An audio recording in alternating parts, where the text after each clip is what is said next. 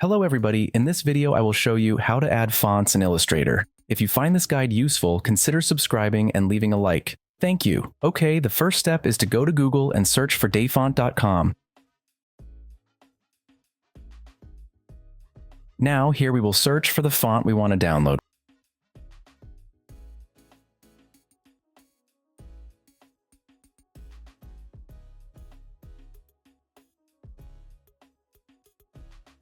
We choose a save path.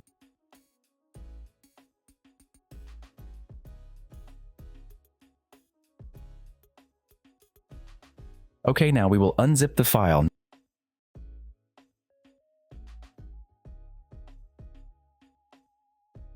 Now we enter the file, install,